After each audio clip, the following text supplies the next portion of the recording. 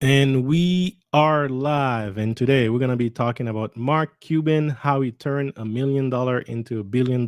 This is probably one of the craziest flip I've heard about.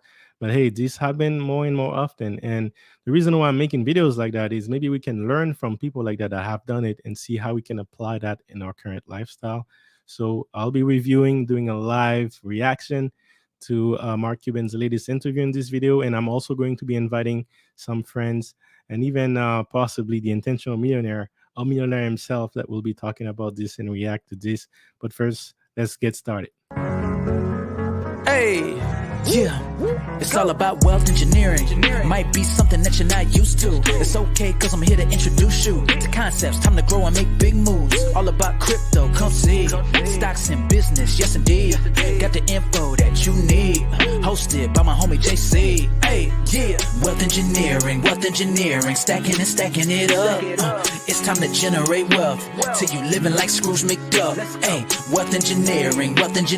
It's time to show you the game. Till you living like Richie Rich. Till you ballin' like Bruce Wayne. Hey, you ain't gotta be an expert, no problem. It don't really matter where you at, just start it. It'll take time, hard work, and What's up, guys? This is JC, and welcome to the Wealth Engineering Podcast. This is where I create content so that you can learn how to make, keep, and multiply money. And we're going to be having fun today, a relaxed stream. It's been a while. I haven't done these streams, but I'm back. Just like I won't be doing a lot of streams in a moment, but every so often I'll definitely go live to interact with you guys. I love streaming, it's one of my favorite type of content, and we're going to be reacting, as I mentioned earlier, to Mark Cuban's video and try to share our opinion.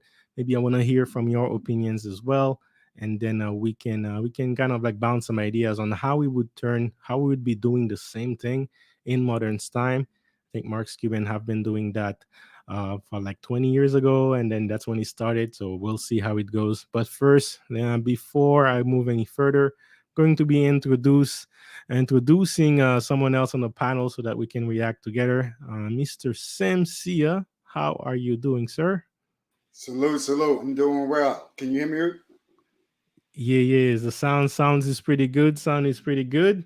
So let me ask you this: have you? I mean, we probably heard about Mark Cuban before, but have you been following this guy? Do you know who he is? I knew a little bit about him prior to finding out that he was the owner of the Dallas Mavericks. I'd say probably the most that I know about him is from the Shark Tank show, and I've seen like how his mind works as a result of him being on the show and the criteria that he looks for in businesses. And I see that he has a significant amount of business acumen, Mm, and he puts a strong emphasis on the proof of concept and how much in sales that the product has had. So I'm imagining that maybe he comes from a sales background because he puts a lot of emphasis in those specific metrics as it pertains to products that he's interested in investing in. So I'm interested to see what today's conversation has entail or has in store and what we can learn about him. I mean, man, I would love to be able to not only become a millionaire, but the idea of becoming a billionaire. If someone can give us an idea of the things that they did in order to get there, maybe we can allow us to be able to skip some steps along the way. Hey man, hey, don't worry, man. has a plan. NASA is working on a solution right now so that everyone on Earth could be a billionaire. So I'm going to be releasing a video about that pretty shortly. I'm working on that right after on this stream, but things are getting interesting for you. Listen, man, if if it looks like Elysium or something along those lines, um, I might be able to sign up for that list to go ahead and go up there and live in that utopia. Yeah. You never know. You never know. All right. So that's basically me from my perspective. I didn't learn. I didn't hear about Mark Cuban until I was like 30 years old, and then it's exactly. I was actually looking on how to start a startup company, like what to do, and I was researching on pitching, like investor pitch, because if you have an idea, you kind of need some money to go out there and develop it. And then basically, I was researching on what investors were looking for in terms of like questions to ask, like just researching. and I end up finding out about the show Shark Tank. That's basically how I got into it. And I was like, oh my god, this is perfect! Like, it's a great show. It was giving you a lot of perspective on the startup world, what investors are looking for, and it was a very realistic way of pitching. Like, I've been doing pitching in the real life, and it's not too far different from what you see on the show. Especially on the show, they kind of like dramatize it a little bit, like, but we move the drama. It's the questions, the thought process is pretty much the same. And I just binge watch a lot of Shark Tank videos in that process, and I that's kind of like where I learn. And just like you, I learned from him through the show, his thought process, and then that's how I got into it. But so I was excited to see that he have new videos. I like the format of it, and then I'm like, this is gonna be a pretty good idea on doing a stream on that. So let's get into it. So first, guys, let me just share my screen. Then I'll be sharing for those who may not heard about Mark Cuban before, which is hard not to hear about him because he's also the owner of the Dallas Maverick. Like, I watch basketball a lot, and then that's basically the owner of the Dallas Maverick. So according to Forbes, and I get this a lot of my comments that like Forbes is not necessarily accurate on their estimation, and basically it's only going to be an estimation based on known assets and estimation of the value of those assets. But this current net worth right now is estimated to be at 4.6 billion. But we'll see if that's true. What's going on here? I gotta clap that butt right here, and then I will. Sorry. Oh, there's a bot here again. Let me handle that on the chat. But yes, guys, that's basically the network of Mark Cuban. Again, founded a video portal broadcast with a fellow Indiana University alumni, Todd Wagner, in 1995. Sold it to Yahoo. So a lot of people gets the path to wealth companies. I see that a lot in the startup world where people are going to share, basically build up a startup to sell it to a bigger corporation and exit the business. So I'm not surprised to see that. I think we're gonna hear him talk about it. But again, we're gonna start with the video. But first, I just want to mention we might have other people joining as well. I think the intentional millionaire like sent me a message earlier that he was going to join in a couple minutes. But we can go ahead and start and get the party going. And as you come in, make sure you hit the like button, guys. So here is the video right here. I actually download it so that it can be faster. And then throughout the video, I'll just pause it and react to it because I can't really play the whole thing, but I will be reacting to it. Any thoughts before we start moving forward? I was going to say, in reference to the idea of Forbes, now is Forbes considered to be a self-submit classification or category, in your opinion? Do you know it to be something that the people would actually submit their own criteria, or their own profile into Forbes in order for it to be listed, or is it something that someone else, a third party, investigates and then they just kind of No. summate?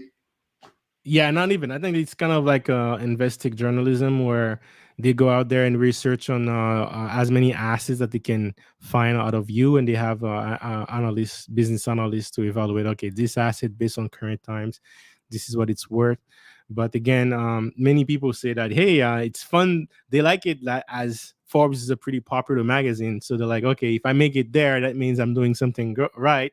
But they don't necessarily take it too seriously, the number that is listed there. But it's kind of like not too far off sometimes because if your assets are there, you can evaluate them. It just gives people a ballpark of what the net worth is for sure. Like if someone is saying, if it shows you that your net worth is $4 billion, and like it's gonna be rare that you're not going to be in $1 billion figure, right? Like it's rare that you like they're not going to make a mistake where you're going to be worth 500 million and they're going to give you the billionaire status. Actually, more often you might be having 2 billions by the time they declare you a billionaire. So yeah, it's definitely something to keep in mind. But it's not like super accurate. It's just something as a ballpark gossiping, and also to give people an idea on how that money is separated. That makes All sense. right. That makes sense. Appreciate it. Yeah, yeah, no worries. All right, so let's get started with it. I'm gonna play it like this, and let's get into it. So if there is anyone on the chat, let me know if that definitely something I'm gonna be doing. Let me know in the chat if you're here, if you can hear the sound as I play it, and I'll play it and I assume that it's working. Hey GQ, I'm Mark Cuban, and this is how I made, saved, and spent my first million and then flipped it into a billion. Well, first of all, I hope you guys can hear me. And actually, as before we move any further, I see the intentional millionaire getting ready to start the stream. Nice seeing you, sir. How are you doing? How's it going, gentlemen? Salute, salute. Welcome, welcome. How's it going? Very Salute. good, very good. But hey, I figured you would be a great person to add on the panel here because we're talking about how to flip $1 million into a billion. So you definitely first you got to get that first million. So That's absolutely, that is correct. so I figured your input would be there. And again, I'm not sure any one of us is at the $1 billion status yet, but it's good to learn from people that are making it so that we can learn from them as well, and see how we would apply that in real time. So so that's basically it. I was just about to start the video, so your timing is perfect, and let's get into it. Hey GQ, I'm Mark Cuban, and this is how I made, saved, and spent my first million and then flipped it into a billion. Right away, I just want to say that I like how he says he made, saved, and spent it. He didn't just make it and spend it right away, right? I don't know if you caught that, guys, but he made it, saved it, and then spent it, but then he flipped it to a billion. What are your thoughts on that, guys? Did you ask what our thoughts on that? Yeah. Would you, if you had $1 million, would you go to the spending right away, or would you save some? I mean, you know, the way the fantasy goes, especially around the time the lottery gets high up in the prize pool, you know, a lot of people are always talking about how much they're going to spend on it. But I mean, it's not always considered how much you're going to save and then how much they're going to flip as well. So yeah, I'd say that that'd be nice. $1 million, it's a little bit harder to really figure out how I would spend $1 million because now it just seems like a smaller figure. But yeah, man, you made the house is gone. That's what I'm saying. I mean, especially with Uncle Sam, you know, Uncle Sam has his hand in my pocket. So if I say $1 million, I got to automatically take out 40%. So we're already talking about 60% retainment. That's one house, man. That's one house. What about you, man, team? Oh, that's a good question. I think that I would see how, for me, I would take maybe 50 to 100K off the top, and I'm just gonna go have me some fun. That's what I'm gonna do. Yeah. I mean, because I'm in it. Because for me, I think one of the new ways, in the way that we, especially when you get lump sums of money, I think a lot of people automatically go to either they say they're gonna save, they're gonna invest it, they're gonna do all this stuff. But I think we need to be more realistic and understand that we need to do something for ourselves with the money. Of course, because you know, we may not get another lick like that again. So you know what I mean? So at least you can say I did have me a good run. so I would take 52, maybe 100 off the top, and then the rest, like Sim said, I would factor in taxes, but then I would look at how can I take the rest and how can I grow it? How can I double it? Perfect. That would be my goal. Let's hear more on what he has to say. But yeah, I love it, guys. Love it.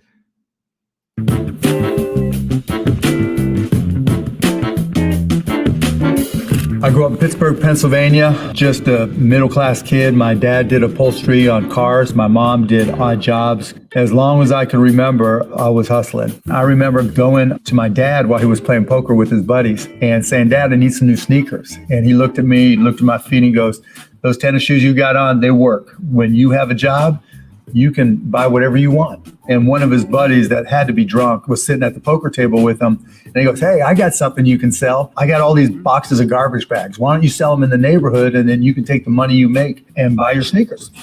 Yo, I wanted to stop it right there and say, man, if more parents were like that with their kids, man, it would be like, it would definitely force them and encourage them to kind of be more entrepreneurial, right? Like, especially like in North America, you have everything given to you, so you never know, right? But for me, it was different. There it was different. So, oh, sorry, they're saying that there is an echo. You guys still hear an echo on my side? Only when the video is playing. Oh, I see. No worries. I'll work on that. So yeah, for me, guys, it's the way it works for me. My dad, man, it would not give me money much. Like I would ask him for anything. He was like, "Yo, don't you have food? Do you have a house in your head?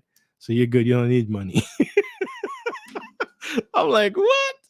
So I had to do a lot of hustling on my side myself, and basically, yeah, figure it out a way to earn money. But how about you guys? Before we move any further, in your childhood, did you had any like situation that forced you to come up with creative ways to make some extra cash, or did you had like your parents taking care of you? I would say for me, my dad was very tight. Yeah. So with him being tight, you had to figure out a way. And I always did little things around. So I sold candy when I was in middle school. I did some of those things. And then when I got into high school, I actually was I stopped getting allowance from my dad because I got tired of hearing the sermons. Okay. When he gave me some money. So I started making my own money playing spades, believe it or not. So all right, man. All right. How about you, Cynthia? Tim, you said that you used to play spades. Absolutely. Hold up. Are you from Hampton Roads originally? Yes. Oh man. Oh, listen. Okay, JC. So I'm gonna tell you a quick, not even a quick story. Listen, Hampton Roads is known for hustling, man. Yeah. See, yeah. So either you're playing spades, a good card game, or the shooting. Pekino, Tonk, not Pekino. Deuces. What is it? No, not the card games. Whiz. What are the dice games? Oh, my boys play them. See, I don't know about dice games, so I couldn't tell you. I'm from Haiti. I know dice games, man. What are you talking about? He's from Phoebus. And well, Phoebus is bad news, right? So God, I'll remember it, man. But yeah. So anyway, JC, Hampton Roads is known for hustlers, man. You know that's what they do. So for Tim to say that's what he used to do, man, I can see him now. Yeah, you cannot be like it has to be a millionaire if he's gonna come from there, right? Before I used to get to the cafeteria, people would pay me to play with them. Oof. Oof. It's a win-win scenario, man. All right, let's get on it. All right. He had these boxes that he sold to me for $3. I sold them for $6, but it went like this. Hi, my name is Mark. Do you use garbage bags? I've got a great deal for you, and every time you need garbage bags, all you ever have to do is call me, and I'll put them in the back of my wagon, and I'll bring them right down to your house. That was my first business, the world's first, probably only, garbage bag door-to-door subscription company. As I started to get older and got into high school and sorry, guys. Did you guys saw that? Struggle streaming already. no, we're good. We're good. Yeah, but interesting, right? So you were talking earlier about that, Simsia, that he has a lot of thought process when it comes to sales, but very young. You notice that he was doing door to door salesman, and then and you know what I love about what he was saying? It was like you always find a way to, although like it's normal things that people are doing, he finds a way to label it or brand it in a way that it sounds bigger than it is. Like, oh, that's the first garbage subscription model. Like, come on, man. What you mean? It's like, what you mean, man? Yeah, that's the garbage subscription model, man. The world first. That's a very sales and marketing type of thinking. But very young, man. He had to find his own way of hustling, and that's interesting to see. But what are your thoughts on that? Yeah, man. I mean, I wish, I don't know, man. I wish I would have had the opportunity to hustle at a young age, because it's almost like he got the cheat code. And the fact that his father really pushed him towards that in order for him to really have that entrepreneurial desire at a young age. I mean, that's a really, really big deal. And for him to be smart enough to say, hey, listen, if you would like to have the convenience of just having someone bring you the bags, I can be that guy for you. So it's interesting that he was able to see that in himself at such a young age. Very quickly, I want to give a shout out to Wally on the chat saying that, hey, save, plan, execute. Of course, saying that he would only blow 100K. Only. Are you sure? Are you sure Wally would be only 100K? And definitely, guys, if you can, definitely like and share the videos and let's get more people in as we're having fun here. And yeah, 7-Eleven is the basic. 7-Eleven is the basic dice game, I know. So man, hey, be careful, Wally. There are some hustlers out there, man. So you never know. But yeah, that's a good point, Sims. Yeah. Well, how about you, Tim? And do you have any experience in sales, or feel you thought of using sales as a way to make more money when you were in a candy shop when you were young? Were you how were you approaching your potential customers to buy more candy? Well, I just looked at it as, because I was the class clown, and because I was the class clown, sometime I would just be like, "Hey, buy some candy from me." But I will say, when I look back at everything, I think the key thing that I did not have, when I look back, was I didn't really realize and identify systems. Mm. Just kind of doing a reflection of my life. Yeah, I was selling, but if I didn't identify systems, I will always be a salesman. And the thing about that has a finite lifespan. So just kind of looking back, but I did have, that was my first taste of sales when I was selling candy, though. And that's what I would want to know about Mark Cuban. What was his dad's background? Because for him to be so young and then have that type of thought process, I think that's a unique thing. And I would want to know, what was his environment like? That's a good question. Let me see if I can. I mean, as we go through the stream, I'll try to see if I can pull up that information, because, yeah, that's a pretty high level sales pitch for a young teenager, man. Like, just the courage alone, and then the thought process of structuring sales pitch like that. It's uncommon, but definitely I'll try to see if I can pull up that information. All right, so let's move forward and see what's going on here, what he has to say. Particular, I realized that high school wasn't my jam, that I wanted to learn as much as I could about business. I started taking classes at night at the University of Pittsburgh when I was 16. And then when I was 17, I dropped out of high school altogether and went to Pitt full time. That's where things really started to happen for me. First of all, another high school dropout. Like, I gotta say, man, the United States seems to be producing the most high school dropout that are turning like wealthy in the world. Like, I don't know, but I don't see this happening anywhere else in the world. Like, not at the scale that I've seen it happening in the United States. And it's not just high school dropout. making it big, but also making it in the media, making it like, I'm sure there's a lot more than that don't make it, but there's a huge amount of like people that are dropping out and then making it in the media where everyone knows about them. Like, kind of almost makes it cool to drop out. But have you guys ever sensed that, or is it just me? Yeah, I mean, I don't know. It's hard to tell because if you listen to it, if you listen to it to even the Forbes article that you pulled up initially, it was a college classmate of his that actually started the broadcast company. So I don't know if you would say that he dropped out. I don't know how it is in Canada, but in America, and I only knew this when I was in school. There was someone that I went to eighth grade with. I was in eighth grade with them, right?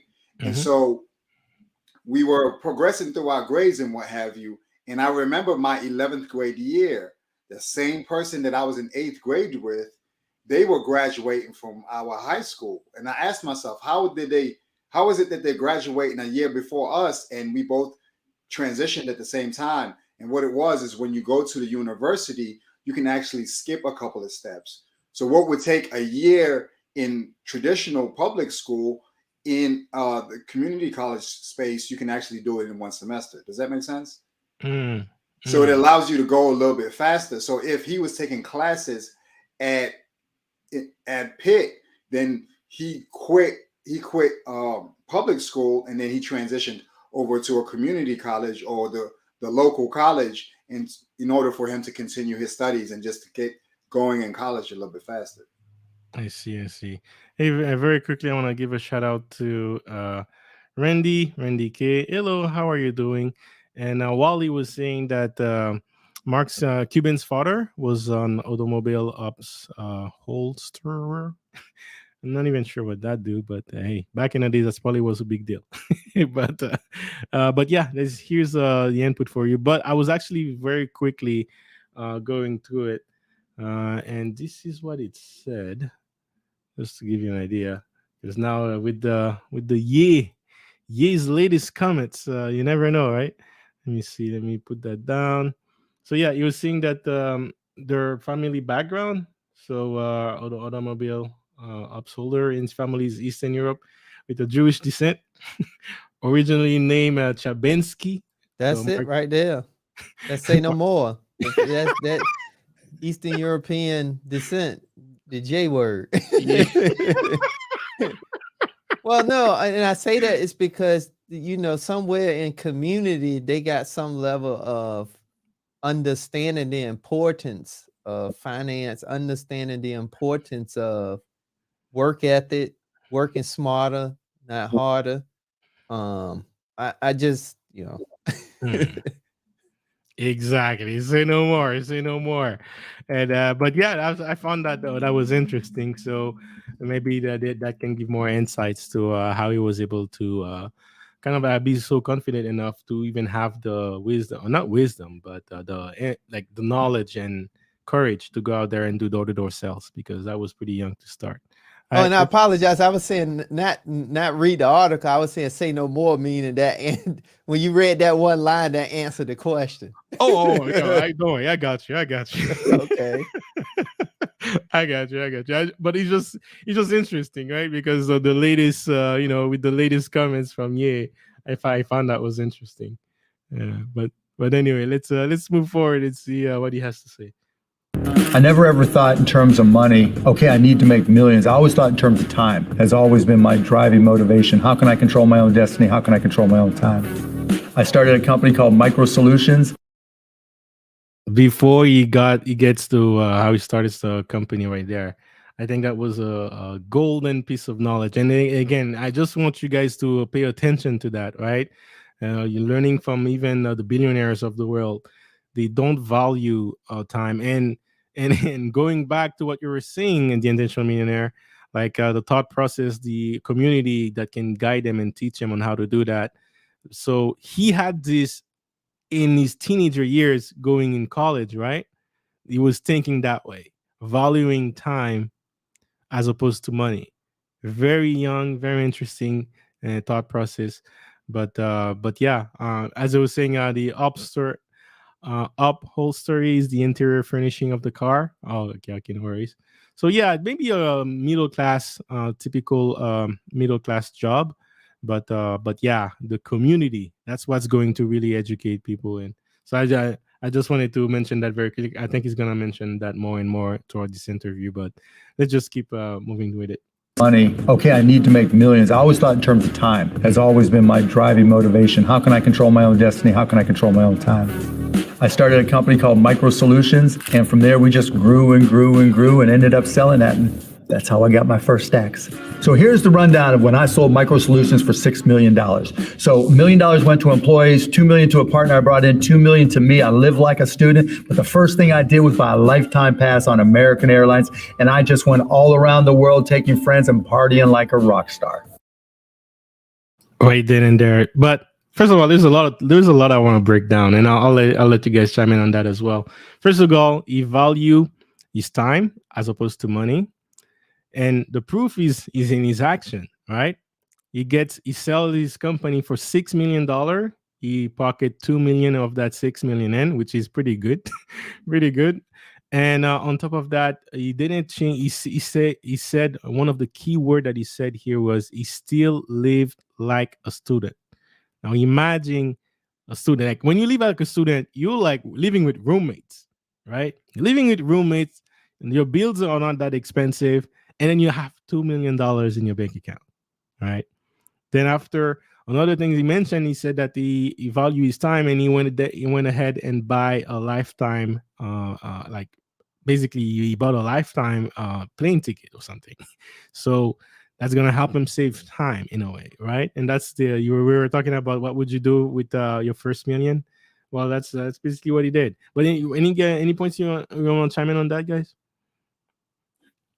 I mean, that really just goes with what we were discussing last week, right? You know, the idea of you being being practical about your lifestyle and your expenditures, you know, and him having the mindset of living like a student, although he had a windfall. What I'm really curious about is what was the $1 million that he paid to his employees, and what did that look like?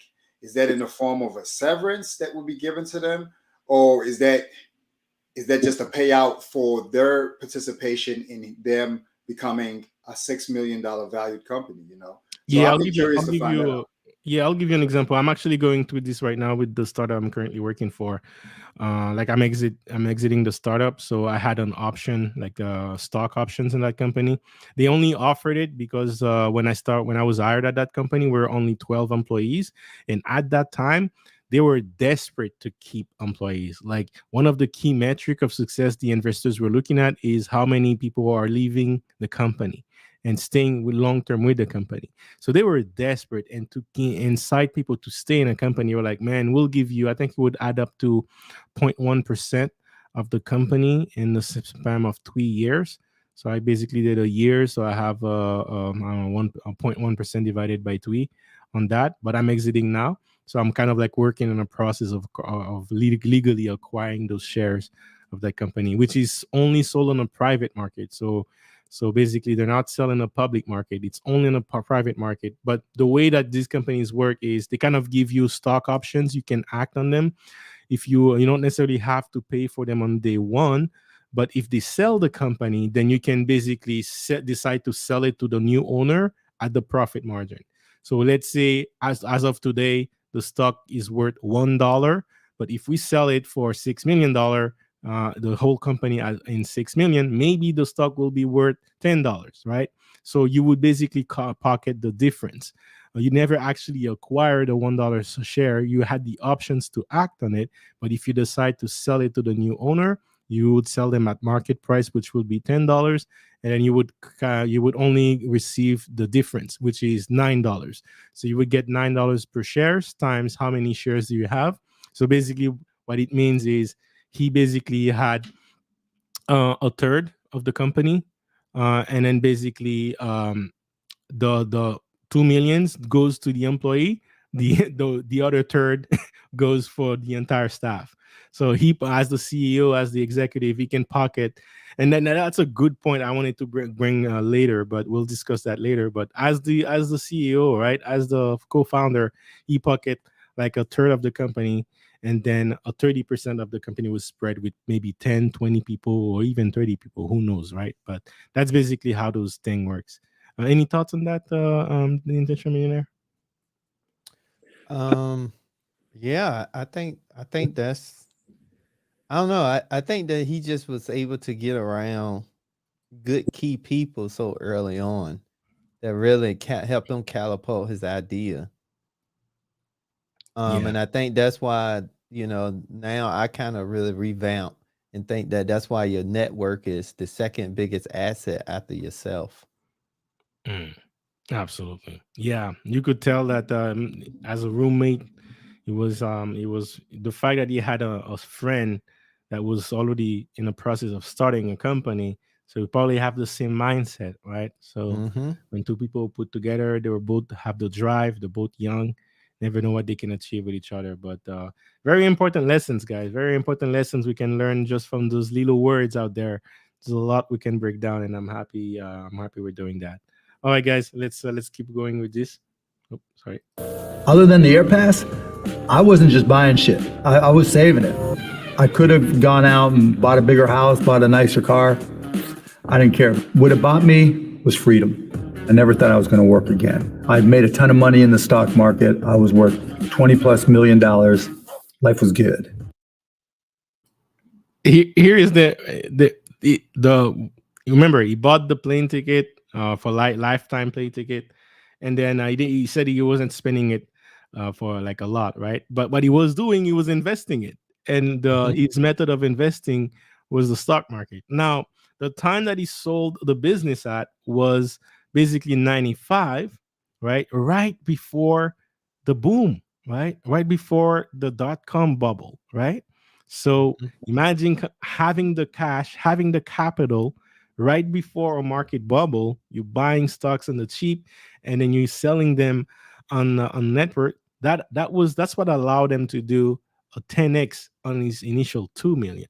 So very interesting. The timing, not only the timing, but also having the capital to invest in the first place. They often say you need money to make money. That's true, but you can see how he hustled himself to make that first million.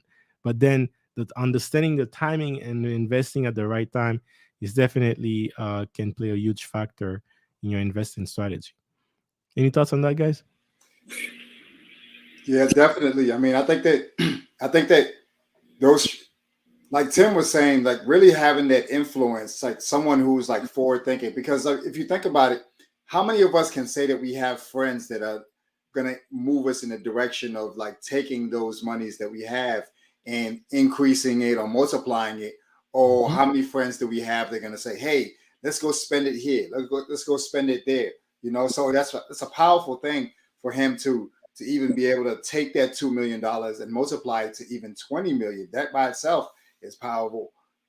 And so being able to do that is is a really like a strategic thing that we can't really discount. And he's speaking about it really in a casual manner as if it's not a big deal. So that's a pretty big deal. How many people win the lottery and they end up 2-3 years from now they end up being broke, and they had hundreds of millions of dollars. So that's a powerful move that he was able to actually do that. Although he's talking about it in kind of a casual, cavalier type of manner. Exactly. That's a great observation right there. He's talking about it casual. He's definitely not that casual. But what he's not necessarily going through in this interview is his work ethic, right? When he's approaching anything, he's really a student of the game and like obsessed with learning.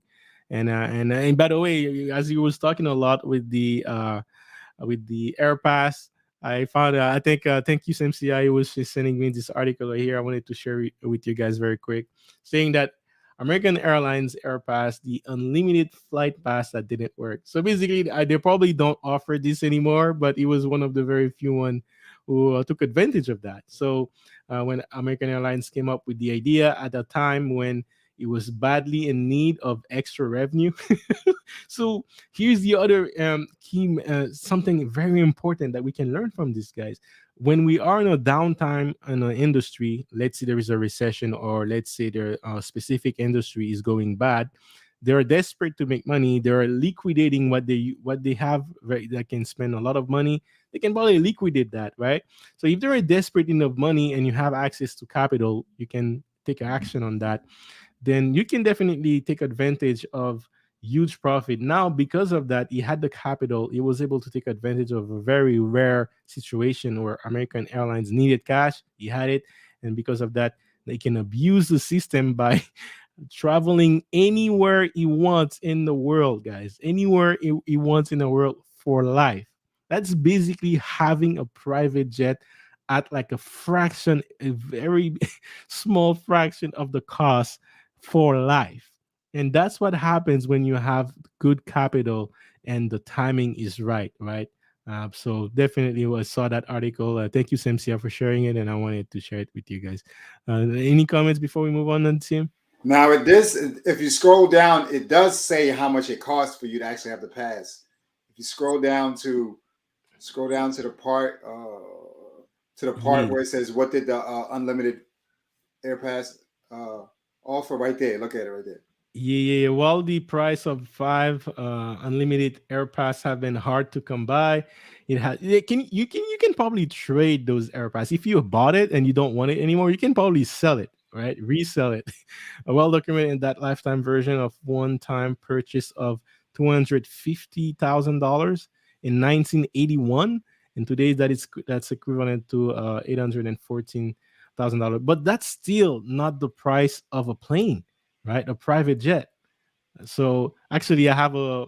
I was looking at this private jet a couple of days ago, and before I move any further, and I want to give a shout out to AV to the seventh power. Hey, thank you for the super chat. Happy to see you here. I think I've seen you in the lead attorneys channel, but great channel right here. And I see your work, and I hope that soon you will get monetized. And we're here to help. And definitely come by and say hello. And again, thank you for the super chat. And guys, make sure you subscribe to the AV to the seventh power. I love the name. The name of the channel, the name alone is great.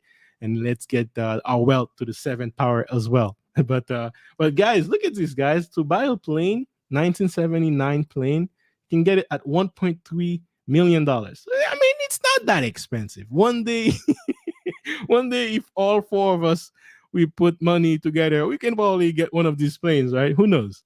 But it's interesting, right? But the cost of this plane is you have to pay for fuel jet, you have to pay for the pilot, like you have to pay for servicing, certifications, and all that. So it's definitely a higher cost than that 1.3 million, as opposed to buying it at the right time. And even if you would buy it today, it would be worth 800,000. So that's a steal. That's literally having, and what they're not saying here, it's business class, guys.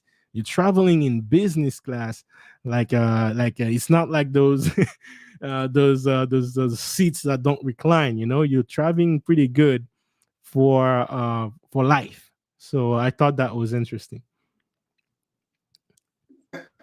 Tim, would you do something like that? Pay $800,000 today in order for you to get lifetime passes on American Airlines? I would do that, but not American Airlines. Come on, man. But I absolutely hate American Airlines. But think about it this way: American Airlines is one of the planes, the airlines that go everywhere in the world, right? So from that perspective, that gives you access to more places around the world, right? Yeah. Yeah. Come on, man. No love, man. So now I'll say something, JC and Tim. So I worked at the airport way back in 2006, right? So this is before like the market crash, right? Mm-hmm. So in 2006, the fuel cost, because jet fuel, or at least Jet A, is a mixture of kerosene fuel and diesel, right? So whenever the plane touches down and it's like cooling off, and the smell that you smell coming from the engine, it smells like a kerosene burner. I don't know how much you know about that up there, JC, up there in Canada. Anyway, at the time, it was $6 a gallon for the Jet A, for the fuel, right? There's different grades of fuel that you can get, but the highest quality is at the time was $6 per gallon. So if you were to bring that plane that you have that you had there, 1979, I think it was a 737, right? So Yeah, that yeah. 737, whenever I would fuel that plane, depending upon how full it was, because it goes by pounds, I would Yeah. say that it could take up to 36,000 pounds of fuel and 12,000 in. So it'd be 12,000 in each wing, and then you could put 12 in the centrifuge in the center, right? And Mm. so the way that they would do it is that they would pretty much only want fuel that would take them from one destination to the other. They didn't want to always top it all the way off, because if they were to top it off, then the plane itself will be heavier, right? So they want it to be light enough for it to be able to accompany the people and to also be able to take off. But yeah, a 37 is a humongous plane for like a regular person to have. Like that, if I'm looking at it right there, I can look at it. You can usually tell by the wings which series it is, but that looks like so that's so everything. So like the 500 series, they have the wings that go up like this, Yeah. but this is probably like a 300 right here. Yeah, that's like way before, yeah, very late model. Like Yeah, yeah. So actually 200. There you 200. go. So You see, yeah. So a 200 and 300, they just have the straight wing. But yeah. yeah, so I Not definitely not fuel efficient. We can agree on that. Very quickly, I want to go in the chat very quickly before we move forward. Wally, thank you for being active in the chat. Not many friends slash relationship like that. Majority are quick to say, "Let's go and spend and party." Absolutely, guys, and that's why I agree with the intentional millionaire.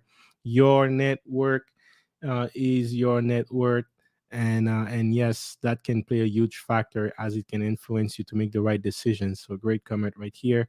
Again, shout out to the Video 7 Power for being the official sponsor of this stream as of now, dropping in support. Thank you very much. Thank you very much for your support. And let's get going, guys. Let's get going with the stream with video reaction. Let's go. Then one of my buddies from college, Todd Wagner, sat down with me, and this was in 1995. He was like, there's this whole new thing called the internet. There's got to be a way we can use this to listen to Indiana basketball. We set up this website called AudioNet, and the next thing you know, video comes along, and we turned it into a company called Broadcast.com. And so we started what turned out to be the very first streaming company. On July 18th, You see what I'm saying? Again, he's talking about, we started what turned out to be the very first streaming company, like the world very first streaming company. It's a very like a sales and marketing type of way of thinking. But again, the right time, the right network, the right capital, then it allows you to take advantage of opportunities that most people won't do. And the fact that he was hungry enough after he got his exit, turned it into $20 million, and was hungry for more, definitely was something to consider. How about you, Tim? Let's say you were able to 10x your portfolio right now. Would you still be hungry for more, looking for the next big thing out there? Absolutely. Facts. Because why? Because the thing I think we got to remember is when you start to win and you start to grow and start to develop, you can do it again, but you can do it bigger and faster. So it really doesn't make sense to stop unless, because what normally ends up happening, at least from what I see, is for me, I think it's just a matter of what are you doing to generate that leverage or that come up. And if it's something that can be daunting or tiring, that's when the person really already have a expiration date. But when it's something that you're working smarter versus harder, then you can do it until you just don't want to do it no more, because you just finding a smarter way to continue to grow your wealth. But now if you grew your wealth through the standard hustle and bustle of something that's a little bit more challenging, a little bit more risky, a little bit more unsustainable, then that's when you really gonna have to think about, well, as soon as I get this lick of this lump sum, I'm out of here. Because it's kind of like I said, the best analogy is if you're gonna be a rapper, it has an expiration date. At some point, you're not gonna be hot anymore. So you got to get your lick quick, and then you got to get into another industry or something else that you can continue to where it can become easier to maintain. Absolutely. If you're a rapper guy, you're gonna age like milk. So Same thing work for OnlyFans too. Subways will be hiring, right? All right. Let's move in to the next. 1998, we went public, and we're guessing, what's the stock going to open at? And I was the high. I'm thinking $33. Shit goes $62.75. All of a sudden, I'm worth $300 million plus. And I'm sitting there thinking, oh, fuck. If this stock price triples, I'm a billionaire. Well, we took that company and became the biggest media portal on the internet. And Yahoo came along and made us an offer. And all of a sudden, that stock price tripled, and I was a billionaire. We sold the company. Again, so you just repeated the same process, and that goes to what you were saying, the intentional millionaire. That you basically figure out how to do it. You can do it faster. And in the process of 3 years, basically, he was able to find a niche. He started with audio broadcasting, then he switched it to video broadcasting, and he had a big shares in an industry where the market is being inflated, right? The market is being inflated in a market bubble. Anything that had to do a .com website it's just like the tech industry in like last year and this year. Last year especially, is anything that has tech, anything that has clean energy after Biden was elected was being inflated.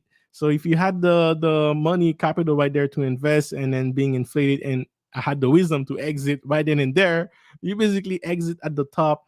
And it's the same process, right? You can probably have options for your company or options for your employees. You keep the majority of the shares, you go public, and then where people will be inflating that market more and find ways to exit.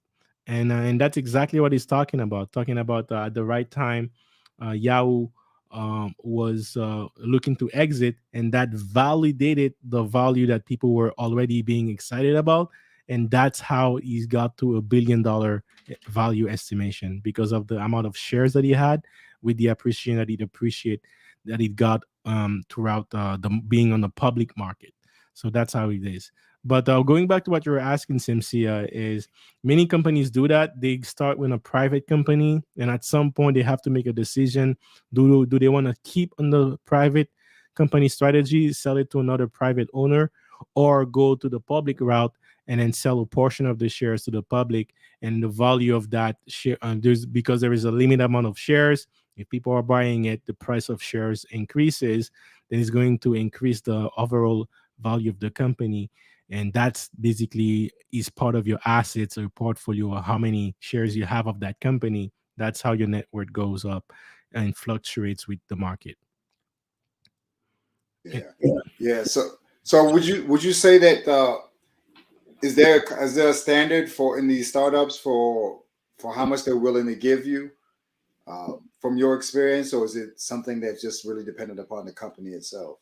Yeah, definitely company intel. If you're interested in that, and I'm actually going to do more videos on startups because I love this approach. I've been in startups for the last 7 years. It really depends. Like a lot of companies, early stage companies, they'll give you 1% of the company. Some of them will give you 0.1, 0.5%, 1%. I actually had one of my friends who had a percentage of Tesla. And then, like in 2020, when Tesla was going nuts, he was doing everything he can to sell it on the public market and buy a house with it. So, the companies, when they want to motivate employees, they can offer share options, part of the deal. In the tech world, that's pretty common, where they give you a salary plus stock option. So that's if you go with the early enough companies, like the sweet spot is getting company that is about a year and 2 years after being commercialized. It's getting some traction, and they're still offering a share option. So it's not they won't offer you a lot because they're getting some tractions, but it's being validated in the market. So that means you know for sure your share is going to appreciate, as opposed to get more shares on a more risky startup, but then it doesn't go anywhere in the future. And so that's basically the trade-off. So it doesn't mean that you will always work, but when it does, it can pay off a lot. But when you are the technology guy of your company, you have the business, you have the capital, because that's where most startups crash, is they don't have the capital to invest in the projects. But him, he's coming in his project as a millionaire, right? He has $20 million assets, so he doesn't necessarily, he's the investor of his own startup, so he doesn't necessarily have to sell any shares to capitalists. Keep a lot more, bigger portion of the shares invested in R&D, invested in deploying, and put it, grow it to the point, using his sales knowledge, grow it to the point where he gets to the public market and grow it from there, and gets Yahoo interested in it. So that's where his previous experience in his first company served them at the right time. The timing was just perfect for him. Got Yeah. it. Got it. Very quickly, I want to say, I see Randy. Thank you, Randy, for being active in the chat. See, regards stocks in the public market. Do you gentlemen tend to look at dividend percentage before investing? Great question. Very, very good question. It really depends on your style and your risk tolerance. Me personally, in the stock market, I'm not necessarily looking at it as a way to multiply money fast. So I look mostly at stock dividend percentage, because what I teach in my course, and what I talk about, my style, my favorite style of investing, is what I call cash flow value investing. This is where you invest at the right time. That's exactly why I'm focusing on timing in this video right here. You invest at the right time in a dividend paying stock that has the potential to rise with time. So that means you buy it low, like Tesla, for example. You could have buy it low. Oh, Tesla is not dividend paying stock, but let's say Apple, for example. Imagine on a downtrend, you buy it low, and you wait for it to go high. And as you wait for it, you're still collecting dividend every quarter, right? So basically, that's how you do it. You make money now with the cash flow from the dividend, and then you make money in the future with the appreciation of the stock over time. So that's my favorite style of investing. So that's what I look for in the stock market. But every so often, if I see a crazy deal like Tesla, for example, I will invest in it, because the growth can happen a lot faster in those type of stock, the growth stock, as opposed to a dividend stock. So it really depends your risk strategy, your tolerance, but I just love the what I call the cash flow value investing. It's just a mix of both world, and go from there. But great question right here. All right. Let's move forward with this. To Yahoo for stock. And I had seen stocks go up and I had seen stocks go down. And I told Todd, my partner, I told everybody who worked for us, there's a good chance, because this stock market is so highly priced, that the whole thing could crash.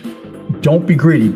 Todd had this saying, pigs get fat, hogs get slaughtered. Don't get slaughtered. So I put together what they call a collar. And what that is, I sold some of the upside to that Yahoo stock that they gave me, and I protected myself by buying puts on the downside. 3 months later, the internet stock market cratered. It was called one of the top 10 Wall Street trades of all time. And it taught me a hell of a lesson. When you just chase dollars, it never works out well. A huge piece of nuggets right here, man.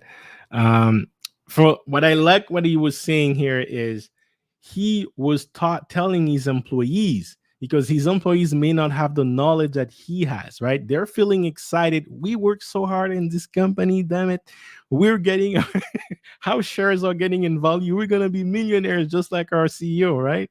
But he's telling them that, hey, we're probably in a bubble right now. The market is being evaluated. We have a chance to get out with the Yahoo sales. Don't be greedy. Don't be greedy. And this is definitely a huge lesson right here that people should take notes. Shout out to Randy K. Is when things are going well, and trust me, I know what I'm talking about, especially in the crypto market. You're going to be tested. Is when things are going to go well, you're going to have an huge urge of want to stay more so that you can see it grow faster. And this is where it really going to take all of your strength to stay and think about it and be like, you know what, don't be greedy. I know if I stay longer I can make more, but better to secure the profit and sell it now as opposed to hope and not plan for the downside, and then you lose your profit. But in his case, he did something even better than most people even think about doing. And that's exactly the reason why he knows what to do is because he spent a lot of time studying the stock market in the process of, as he was 10x his portfolio, is he sold the top, right? This is the Yahoo shares that he had in at the top of the market, at the top of the bubble. He sold it at the top, and then he put a buy or put. This is called an option. This is an option play, and that means you make money on the downside without having to invest too much money in the first place. So we're talking about $1 million trades. If the money goes down, he's still making a lot of profit. He sold the top, and then he's making money on the downside where everybody is looking to sell, him is looking to buy at a much lower price. And that's basically how he made this trade. And that secured his $1 billion status. Because yes, it's true that the stock is worth $1 billion, but it's not necessarily worth it until you sell it. But when you sell it and you cash out, that's when you actually secure that $1 billion. And this is definitely one of the greatest play. But any thoughts on that, guys?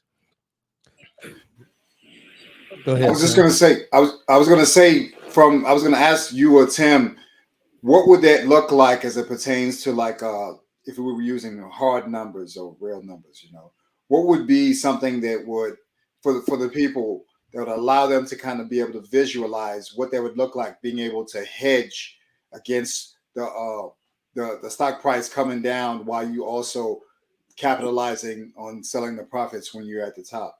Are you able Just to give just us an just example? just a moment right here. I want to give a shout out to Uncle Stu. No comments, just love.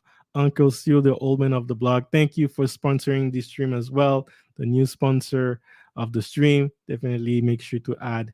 I don't want to infringe in the trademark, so I'm not sure if I should use the the old man of the block. I don't want to get some lawsuits in here. But thank you very much, sir, for your $5 super chat. Very appreciated. And then I'll add you as in the list of the sponsor of the stream as well. Sorry, you wanted to chime in on that, the intentional millionaire? So that you asked kind of what I was going to kind of just give an example on, Sim. So I think one, he did a very sophisticated move. And the reason why he was able to do that we, at least for me, what I think about it is because he had a lot of inside information that he was able to make a strategic play where he's able to sell what he had ownership in at the high side, but he also knew because he had a network of people around him that knew that it may crash. So he planned effectively to also buy option puts so that when it crashed, he still made money. So I think one of the key things though to all of that is we got to have a strategy. And I think that's the key when it comes to investing. You got to have a strategy for whatever you're investing in, what are you trying to do with that particular investment? And you can't lump everything together because you got different efforts and different requirements for different investments. So, and that's what I think he did a great job of doing. He understood he had ownership of the Yahoo stock, but he also had a strategy for continue to build and make more money, but he also had a strategy for how can I still penetrate the market if it goes down. And I think that's really the key that we have to do at our levels. He did very high level stuff that normally take the average person years to figure out, or they got to pay somebody with that skill set to bring that in. But I think the key thing is just really identifying. So Sim, you asked putting numbers behind it. So let's just say if I give you a good example. So Coca-Cola, they'll stop paying dividend. They're down right now. or you could use Coca-Cola, Exxon Mobil. If I was working at Exxon right now, and let's just say they gave me a stock option, and you go back a year ago when everything was hot and heavy, everything was, booming. If you was in, then that's when you should have sold. So normally what I do is if I'm investing something that I know I'm not going to be part of my long-term investments, it's not even going to be in my long-term portfolio. It's going to be more in my short-term portfolio. Mhm. And I know that I'm just looking to invest. Let's just say I'm just trying to make me an extra $2,000, $3,000, $5,000. As soon as it hit that, I'm selling. You can't get greedy in everything. So you got to have strategy. And I think that's really the key.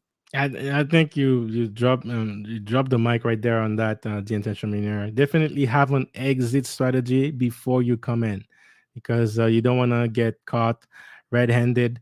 And there's a lot of beginners that don't think about that. They just think about the upside, not the downside. But there are ways to profit from the downside too. And if you have the wisdom to resist the urge when everyone in the world is telling you that, hey, just get in. If you keep going, it's gonna get higher, and then you being a contrarian. I've talked about in this stream a lot about not this stream, but in my channel, I talk a lot about being the contrarian and make profit from that. So definitely respect that move right here. So let's keep going with the stream. I was worth $1 billion motherfucking dollars, and it was the most insane thing that I could ever come to realize. All I had to do was protect it and not get greedy, and I'd be set for the rest of my life. We talked about how I made and saved some money. We don't quite have $1 billion here, but let me tell you how I spent it. Yo, this guy's like, yo, we don't quite have $1 billion here. He knows what $1 billion looks like, eh? Do you think he ever printed in cash just so that he can see what $1 billion looks like? Would you do that, guys? I don't think you can fit $1 billion in the room, though. Oh, for sure, man. Yeah, This thing definitely will- not that little table. Oh yeah, for sure. This thing will reach the space before before it will fit in the room. All right.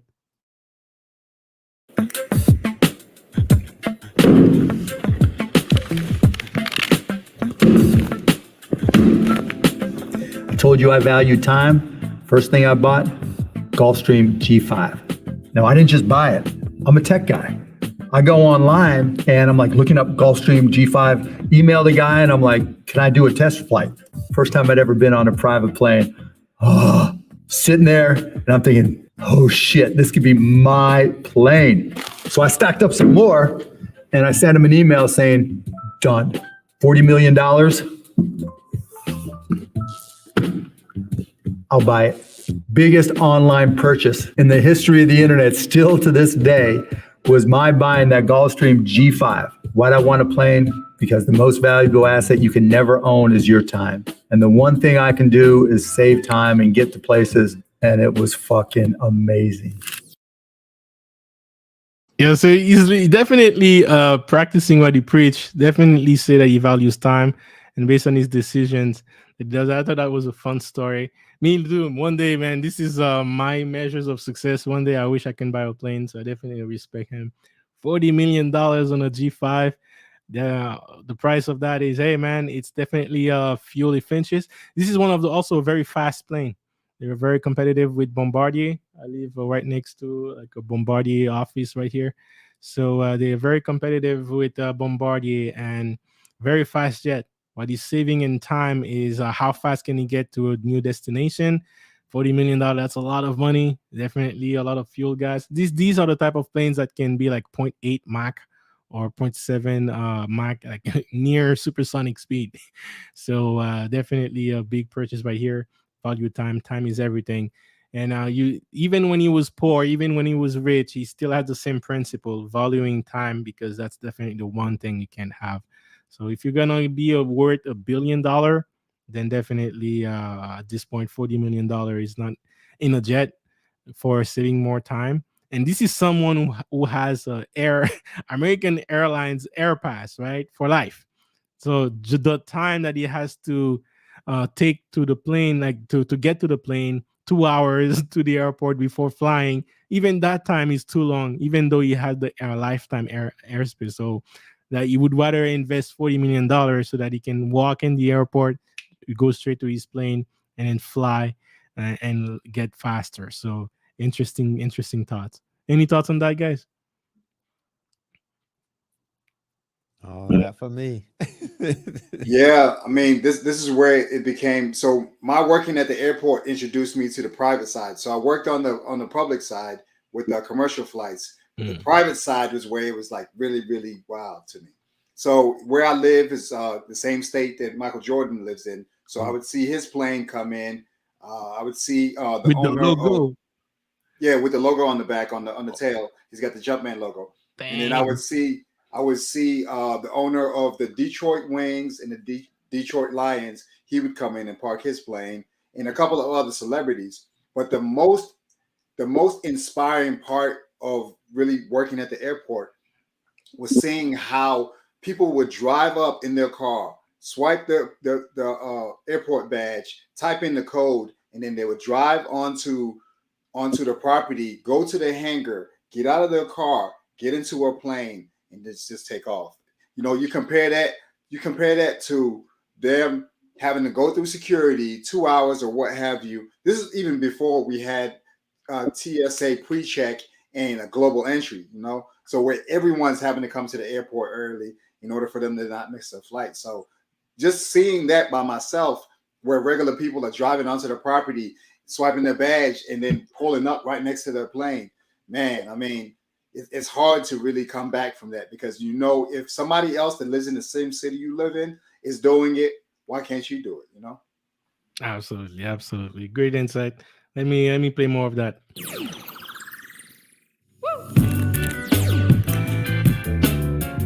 Second purchase, I paid $285 million for the Dallas Mavericks. I went to Wait a second. 285 million.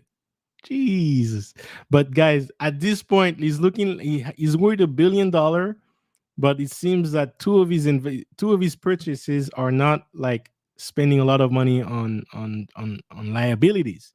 Like, you could say the jet could be a liability, but if it saves you time and can help you make better business deal, that's something. Second purchase was the Dallas. Right now, if you look at what the Maverick Dallas are worth, especially after winning the NBA back in 2012, I believe, beat LeBron, beat LeBron in 2012. It was definitely worth a lot more. So this is again another investments, right? Another 10x investment that he made, turning 200 million into multiply that by 10, 2 billion probably. But interesting point. Wait, let me play more on that. an opening night of the 99-2000 season. First game of the year. Wasn't sold out. Energy wasn't in the building. I'm a season ticket holder, a huge Mavs fan. I look around thinking, I can do a better job than this. Then I realized I can put my money where my mouth is. This was early November. By January 4th, I owned the Dallas Mavericks. So when I took over the Mavs, I didn't get a big office. I didn't give a shit about an office. I didn't get a big desk. I didn't give a shit about big desk. We had a sales bullpen. We called it the fishbowl because it was in an open office with all these windows. And we had 8, 9, whatever salesperson. I put my desk right in the middle of them. I put a phone book and a computer printout of all of our former customers. And right there next to them, I just started dialing, trying to sell the Mavericks. Ma'am, I know you've been to a Mavericks game before, but you realize now that it's less expensive to come to a Mavericks game than to take your family to McDonald's? Our tickets start at $8, and McDonald's and a Coke is more than that. Why don't you come and try us out? The first game's free on me. I wanted everybody that worked with me to see that if I ask them to do it, I'll do it. Right then. So let me ask you this, guys. So again, going back to what we were talking in the first place, definitely you can see his sales tactic, but you understand he has a lot of understanding of motivating his team as well. And trust me, in sales, you need someone who's going to motivate you, because it's not a fun job to do where you get constantly rejected daily, right?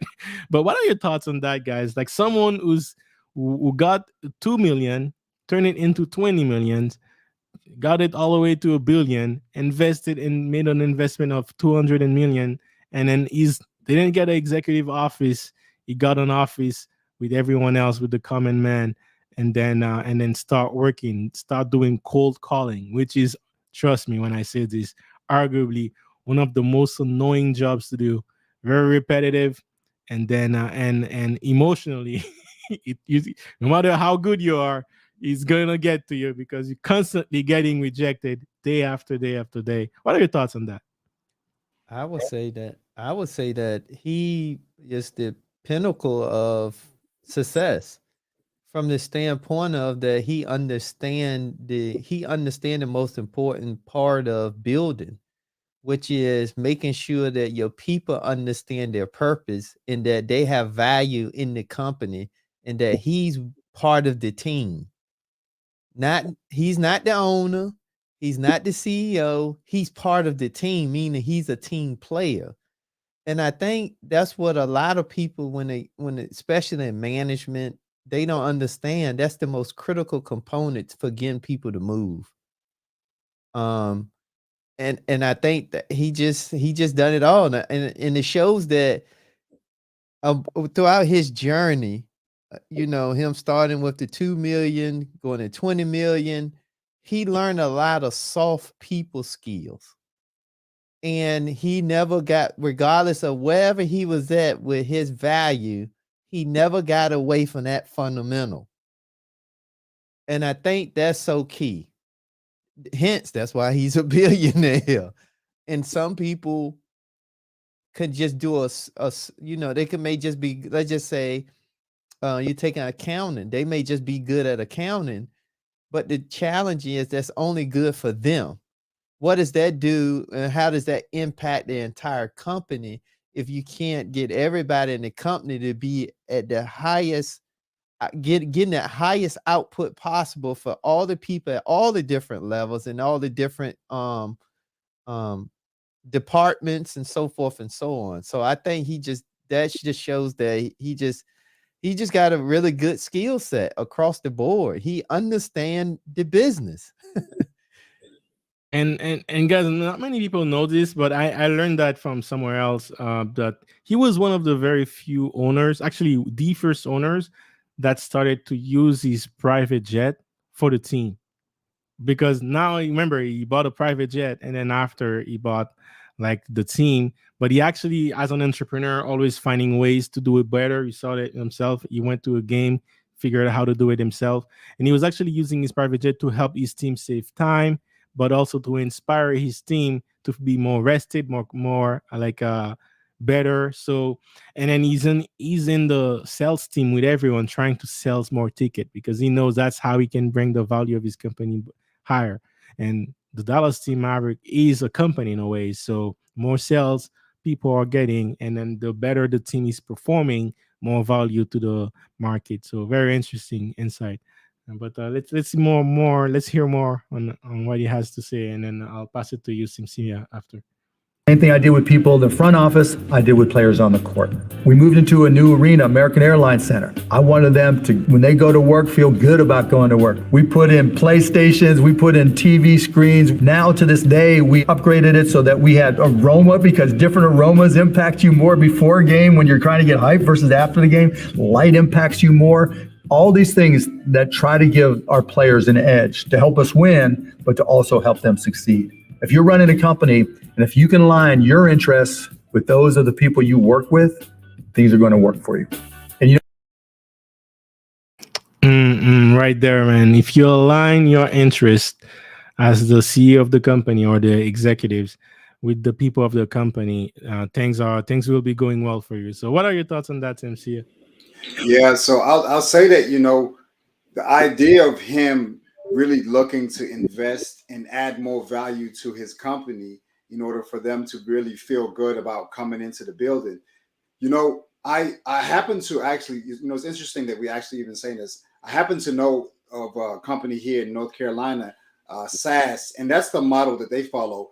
He says that my main job is to make sure that you come into the complex or onto the campus. That's my primary job, and it's up to you to decide whether you want to stay or not. But his primary job is to make sure that they return and they feel good about coming in there. So that's powerful that he sees value in that, and he's not only looking at it from a investment or his individual self. He's saying, hey, how can I make it a value added situation even for them? How can they feel good about it? So that's powerful. And I'll say one last thing. Yeah, go ahead. I looked at the inflationary calculator from 1999 up until now. So that same $285 million investment that he made in 1999, in today's dollars, it's $507 million. Now, would you all spend $507 million in order to buy the Dallas Maverick today? Bruh, with Luka? Absolutely, bro. It's worth a lot more than that. To me, Dallas Maverick is worth at least $2 billion. At least. Especially with Luka, it could get to $5 billion. But before I move any further, I gotta give a shout out to Peter Investor M. How are you doing, sir? Thank you for being on the chat. Salute to you. And thank you for your comments, man. This guy always supports me, always with the comments. Thank you very much. Whenever I see comments from a video from Peter Investor M, I always have a smile on my face because I know he's going to find the lesson learned in the videos. And I love reading your insights, sir. And again, thank you for inspiring me to make more content. With that said, guys, let's continue with it. But that was a great point, SMC. A great point. What's really cool about owning a team, it's not so much owning the team, there's little perks. Let's just say that you're down 1. There's 3 seconds to go in the game. Your team takes the shot for the chance to win. The ball's in the air. Everybody is holding their breath. And when that ball goes through the hoop, you see the players go running out and dogpiling on top of each other, screaming and yelling and hugging, and you see this big pile of people. Well, I own the team. I get to run out with them. No one's going to arrest me. It's my team, and that is the most amazing part of owning the team. There's not enough stacks in the universe for what that was worth to me, and that was my second big purchase. Third big purchase. Again, man, if your investment can also bring you happiness, allow you to do what you do great, and just the inflation alone you're mentioning, that's already like making more money, but also the value added, because an entrepreneur, what they do is, and that's what I'm looking into buying business now, guys. I'm actually trying to learn more about people that are buying businesses, but trying to find a way to see, understanding the financial statement of a business, but also what can you add differently that is not being done right now to multiply and add more value to that. And if doing all that can also bring happiness to you, that's good. But let me ask the intention of this question. Let's say you got to that level and then you would make a huge purchase. Is there one thing you have in mind that you would invest in as a business that you see yourself that would also turn you happy, but at the same time, you can add something different to it that is not being done? Anything in mind that you in that realm that you think you can have? Yes, I think I would want to own a gaming company. Gaming, Actually, nice. yeah.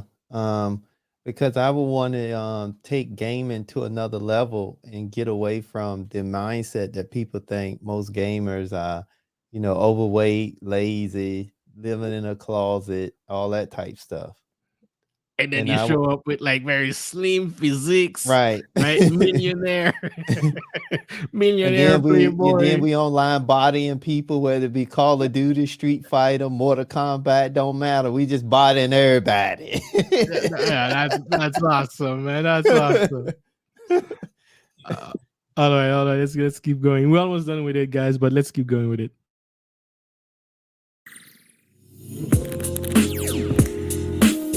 I need to set an example here and take the money down because there was a lesson in my third big purchase. So one day, one of my partners from Micro Solutions, Martin Woodall, comes up to me and goes, there's this amazing house that's about to go into foreclosure. The guy who owned it spent 3 years building it. This is their dream house. He and his wife and his whole family spent $25 million building this house. Only lived there 8 months, and then the stock market crashed, and he had never sold a share of stock. And because of that, he had to get rid of his house. Martin called me and said, you can buy it right now, but you have to let me know today, yes or no, $12.5 million. I'd never seen the house. I saw some pictures, had never been there. I was like, fuck yeah. I'm a billionaire. That was my one, why the fuck not purchase. And it was an amazing house. I've raised my 3 kids there, still live there, but the lesson is large. You know, you can't ever take wealth for granted. You can't ever think it's always going to be there. If it's not, you're going to get busted. Man, there is so much. There is so much to break down in this, guys. I don't know. But I'll let you guys chime in as well. But first, I wanted to go in the chat and say, hey, Peter Investor, I'm having a sport team is data mining, research, and branding at the same time. Yeah, I agree, man. I agree, especially branding. Especially branding. It's kind of like free marketing for you and anything else you're doing. On top of that, he's in Shark Tank too. And then Simsia in the chat. Oh, it's very unlikely. He's there, gentlemen. I hate I couldn't join tonight. Great panel discussion. Don't worry, don't worry. Sorry, guys. I gotta clap that bot right here. Clapping that bot. And then since you are trying to um, turn on the chat, basically, what would be the first purchase you all would buy as a billionaire? Oh man, maybe I'll save that answer for later. But let me. But first, guys, there's so much we can break down from this. But I'll let you guys chime in. But I wanted to say, just wanted to say, remember what he was saying earlier. He was saying that don't be greedy. Okay, that's what he was saying. Don't be greedy. He sold these shares at the top of the market, protect himself on the downside, and profit on the downside. Right. So that's definitely how he secured his $1 billion. Now he's telling you there is a guy that spent 3 years building their dream house, right? Only lived in it for 8 months. Then they had to sell the house because they could no longer pay for it. Because while they were wealthy when the market was going up, because they didn't sell and they were greedy and they didn't sell the stocks, now their stock is not worth as much and they have to sell the house. Now, the guy that protected himself, being paranoid in a way, he's the one who's buying the house from someone else. It's not even his dream house, right? He just got the capital at the right time, helping someone else who's going through foreclosure. A wealthy person at the time, I would consider one of the wealthy persons spending 2 years building your dream house, and now you're going in foreclosure, and then you have this billionaire getting this house at a discount, and then leaving his dream in your house, leaving his dream in your dream, raising his family in what you thought would be your dream house. So this is, and now he's doing a video on GQ magazine so that millions can see and showing you the house. So imagine being the owner of that house, watching this video right now, listening to him, and all you had to do was selling your stock at the top of the market. Let that sink in, guys. But I'll pass it to you guys. What are your thoughts on this, and what are your inputs on that? I would say first thing is look how much he got. What he spent, he got half of that in equity going in. I mean, it's a $25 million house, and he's paid $12 million. Like, I mean, that's. And if he wanted to, it doesn't say if he wanted to, he could house hack. It's big enough he can house hack, and they probably still would never see each other. I mean, he's not. I'm just saying, but he have that option where even now he can take his primary residence and make it an income producing property. I mean, I don't know, man. There are some house for house hack, but then something like this, bro, you don't invite other people in it. Where is it? Oh, right, but I'm just saying he has that option if he need to. So let's just say the last guy, he didn't even probably even consider that strategy because he was too far gone. So he had to get rid of it. But let's just say if all this smoke clear and Mark Cuban get in that same scenario, he could house hack and still keep the house, is the point I'm making. So he still will have that option, whereas he's not stretched so thin, so tight. And I think that's still when people think about when you buying assets, you buying things, you still got to look at it. Can it also benefit you just in case things go wrong? Because everything he spent money on, he still can sell it at a profit. he still can make money because he went in with a strategy out of the gate. Everything he got, still everything he purchased that's huge here, he has a good exit strategy if he chooses it or not, if he exercises that option or not. Man, I agree. I agree. It's it has the option, and I think that's definitely one thing wealth gives you is having options, right? Having options. Uh, the less capital you have, less options you have, less freedom you have, right? More capital you have, more freedom you have. So definitely agree with that. Any thoughts on that, Simpson? What were your takeaway on this? Yeah, I mean, it's a textbook example of positioning, right?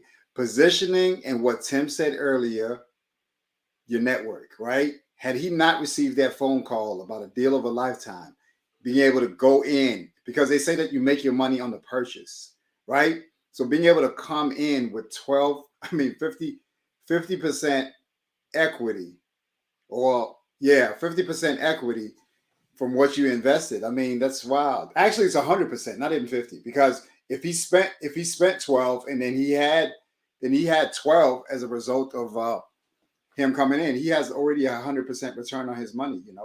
At the point that he actually signs for the house. So it's wild. And look at that estate. Yeah, yeah. It's wild. Like look at this. I mean, personally, I wouldn't house hack in this, but maybe you can you have this sector, the guest house.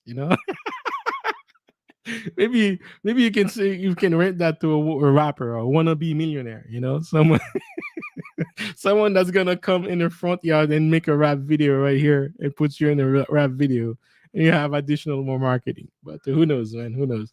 But interesting part. But yeah, that's a massive house, big house with a tennis court. That's probably like the rich people sport right here. But I would put a basketball court, but who knows, man? But that's a great point right here, man. Simpson, man, is network. This is the same point we've been talking about from the beginning, now you're seeing it. The more his wealth is expanding, the more his network is expanding. And then can you imagine getting a call and you have to make a $12 million and give your decision on that like the same day, like now, like without even having to talk to your family and all, and then you're like, yeah, let's do it. But like you were mentioning, the intentional millionaire, this is a $25 million house, buying it like almost like less than 50%, like because it's going on foreclosure. It's crazy. Like it's, but that's what happens when you have this deal. I was watching a video this morning and I was figuring out there's a bunch of people last year that was crypto millionaires that were making a lot of money in the stock market when the market was booming. They bought private jet. Now they have to sell those same private jet, and then they're already at 50% discount. Those private jet. We're talking about Global Express 5,000. This jet like cost like 40 million too, just like the G5. We're talking about like Global 6,000, right? This is 70 million going 50% discount. And you know what's worse? We're not even at the we haven't really started the bear market yet. We haven't really started the recession yet, the stock market, even though you see the tech section is going low. But the big blow hasn't come down yet. So it's very interesting to see, and interesting points to have there. Any last point before I continue? Well, what's interesting is these are three purchases that he made in 1999: the plane, the team, and the house. So we're talking about he spent over $300 million in 1 year. Can you imagine that? So it's just wild to think that even as a billionaire, for him to be able to say, okay, I can pull the trigger on these three different transactions right here, and I'm not going to lose my shirt. So that's a good amount of advising that he had to have gotten in order for him to be able to have the foresight to pull the trigger on those three actions. Yeah, and you have to be willing to risk it too, because many people are afraid to lose, and if you're afraid to lose, you won't gain, right? But imagine, guys, imagine this. Imagine he's decide to sell this house at 15 million instead of 25 million, right? Just 15 million. He bought it for 12. He would pocket an extra $3 million after leaving it in it for over 20 years. So imagine being paid to live in your own house. I just looked it up, wealth engineering, and this as of September the 10th, 2022, the house is worth 100 million now.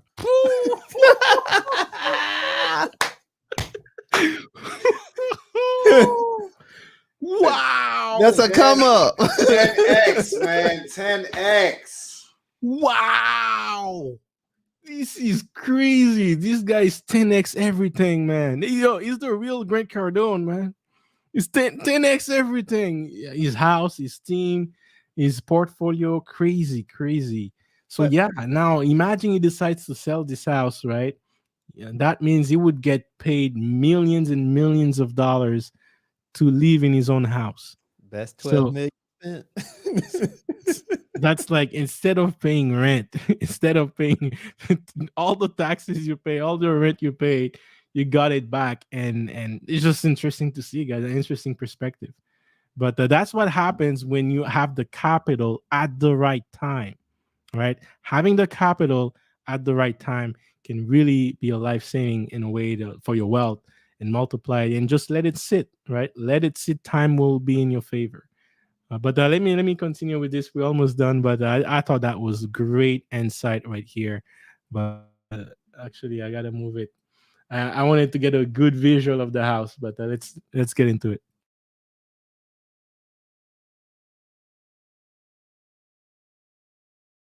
It's mute. It's muted. It's muted, JC. My bad. Actually, yeah, I moved it too far. Actually, Find something you can be good at and then be great at it. Second, you have to know how to sell.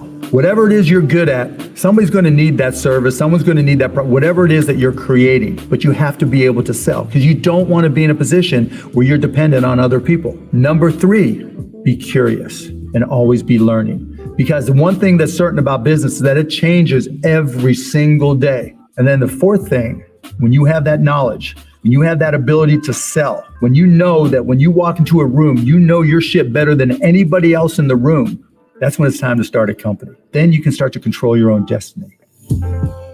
Thanks everybody in GQ land for tuning in to see how I earned, saved, and spent my first million and then turned it into $1 billion. I'm going to see you at the home games. Be there. yeah, this guy is selling even on the GQ magazine interview. Right? He's like, "I'm gonna see you at the home game, selling tickets." Right? This video is probably getting like a tons of views, and then he use it as a way to make more money. Again, make more money. This is sales at work, classic sales man right here, and that was one of the four things he was saying that to do. But before I pass it along to you guys, I just wanted to say on the chat very quick. My first purchase, shout out to Randy K.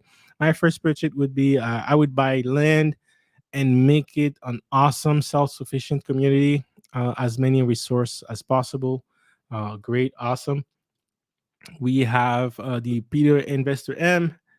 There is a practice by some wealthy person that emphasize spending discretionary money to prevent bigger unwanted expenditure. Sure, I'll actually look into it. I don't think I probably heard it, but not describing these terms. So I'll definitely look it that up, and probably talking to Sam Sia right here. But yeah, guys, a great comment right here. I love that he was trying to sell us on this GQ magazine right here. But what are your thoughts on this? Kind of like the four things that to touch and or maybe five things to touch and as it's kind of like a key takeaway lessons. For me, I think it's really like the power. I've always been told that I should explore sales, and I always felt like it'd be something that really came easy to me. I wanted to understand many of the other pieces of business. And one of the first things that I did was start a business. But because I was not involved in sales and I was more working at the capacity of a contractor, it was really limiting my ability to have the upside. So had I had really fully explored the sales aspect of running a business, I think that my success would have been completely different. So I think that success is a really, really key component. And him saying that if you're not the salesperson, you're at the mercy of whoever is the salesperson as to whether or not you can really determine where you go from there. So it's powerful. Mm-hmm. How about you, Tim? What are your key takeaway from basically is kind of like five listed things to take away I love that he was saying always be curious, always be learning. I think you could see how throughout his career as his wealth was going, his knowledge was growing as well. But what are you doing? Any key takeaway you got from it? Sure. I really don't have nothing else to add. I think he really covered home. I think everyone should really go through some form of sales, because the thing about going through sales, you learn a lot of the other skills that he talked about. You learn about the people skills. You learn about, understanding how to be relatable. You learn about, you know, how to market your brand, what branding is. Now you may not learn it at the at a marketing perspective, but you do understand that you are your brand. Mhm. So because you are your brand, then it forces you to better know you. It forces you to better understand kind of how you would want to brand yourself, making sure that you stick to some fundamental things like your integrity, doing what's right by the consumer.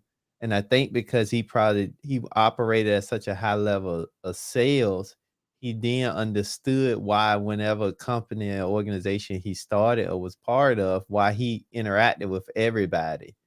And he never went in as, the CEO or the owner. He went in as, I'm part of the team as everyone else. Absolutely, absolutely. And before we wrap up, guys, I am going to answer. I'll give you guys a chance to answer the questions too. Cynthia asked you. I think that's a great question. I think Randy already gave her answer. I'm curious to what Peter Investor M would say. What would you be buying if you had $1 billion? What would be your first purchase? So, Cynthia, before I answer it, I'll ask him the same thing too. I think you said that you mentioned a gaming company. Is that correct? Yeah, that would be one of your Yeah, first purchase, Tim. yeah, that'll be one of my first purchase. Yeah. How about you, Cynthia? What would be your first purchase? Yeah, I really like the idea of some some kind of competitive sport team. It seems like legalized battle is what gamesmanship has become today.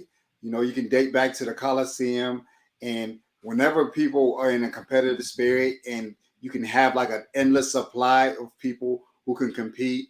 Like Tim was saying, right? We went from physical sports, but now we have esports. You know what I Mhm. mean? Where people are competing even on a college level, playing video games, having an esports team. So who would have thought 20 years ago that we would have that? Because like Tim was saying earlier, people who played video games, the nerds, the people who were considered to be playing D&D, Dungeons and Dragon at lunch would be now the people who are leading the march and the charge in success. So, I mean, I like the idea of a sports team. Maybe I'd infuse it with some kind of VR, virtual reality, and have like a esports component.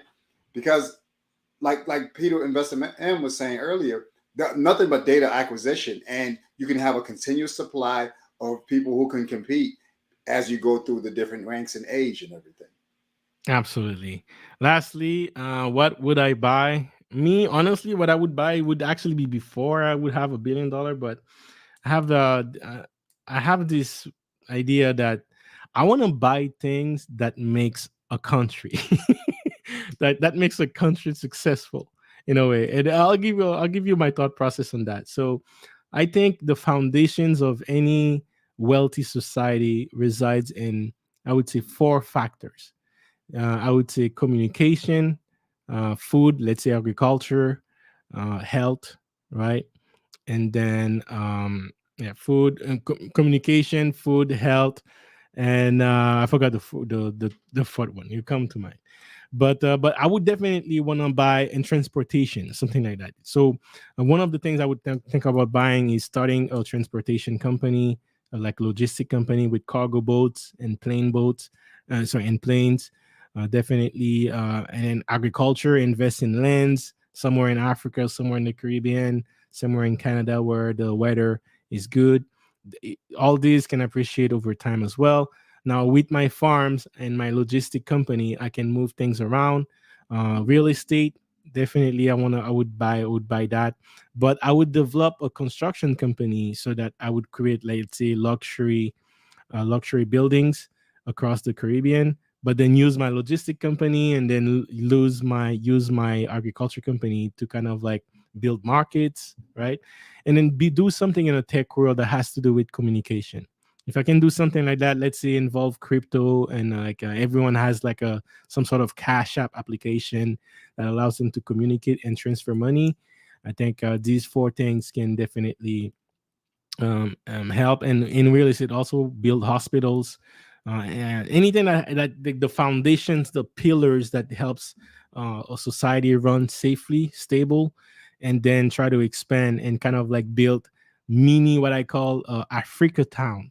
That's one thing I that's my dream, man. I want to build an Africa town in my city and then try to replicate that model in other cities, and then basically people can just travel in each country or each continent and and basically see what is the Africa town of Florida looks like. What is the Africa town? Just like people have Chinatown, I want to do the same concept of Africa town, a city within a city, but and then use that to share the culture, share our African roots, and use that to make tons of money too. Like start the process with real estate, health, communication, schools, right?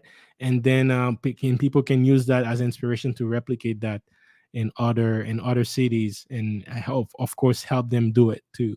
So that's definitely a big vision I have, and that's one thing I would set in motion. So I wouldn't own the team, but I would build the stadium, for example, and then maybe you can you can own the team, you can rent it. So like the Clippers at the Lakers stadium, right? So that's definitely something like that I would do, and we can put that downtown Africa town or something. Or if Jay Z wants to come to have a concert, and he comes to the stadium too and have a concert there, but something like that, I definitely want to do, and kind of like starts an international Black Empire and build the prototype for it, and then show that people that, hey, it's not like whenever you go in any continent, like you see the Black population seems to be the poorest. I want to change the image of that. I want to do whatever it can to change the image, and if I can invest in things that will appreciate over time and build my wealth, make my wealth bigger, give me more influence, at the same time help change our image across the world, and I can do anything I want within that environment, that ecosystem. That's just like dream come true, man. That's just paradise right there. So that's what I would do. Yeah, that's cool. That's cool. So you be just doing infrastructure work, right? Yeah, that's one things I would do. Infrastructure, mostly in the Caribbean, because there's huge lack of infrastructure there, and people capable of doing it. But I want to invest in agriculture. I want to invest in, like, think of it this way: imagine me building a commercial mall.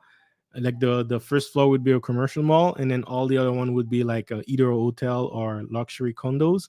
And then if I want to do anything in life, I just have to go down in the in the first floor. If I want a bar, it's there. If I want a gym, it's there. If I want a basketball court, it's there. Right? Like anything that I want, I just want to go down and do it and replicate that somewhere else, somewhere else, somewhere else, and go from there. Supermarket, it's there, and it's the fruit that I'm selling are coming from my own farms. Like I want to have a ecosystem where every time I'm spending money, it goes back to me in a different way.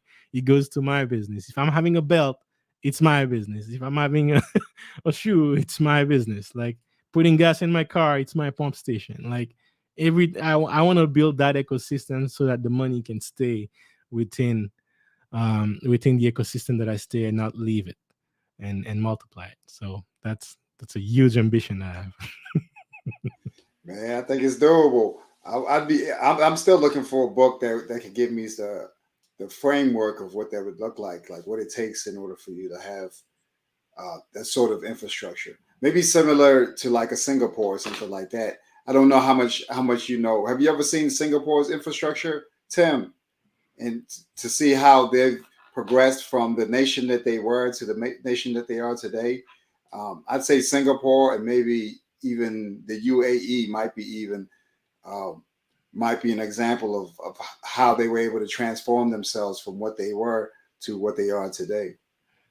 I had to check that out. Yeah, me too. But the UAE, yeah, I mean, the UAE is one of the countries that did it the fastest. But now there people are complaining, man. There is no sewage system in the desert.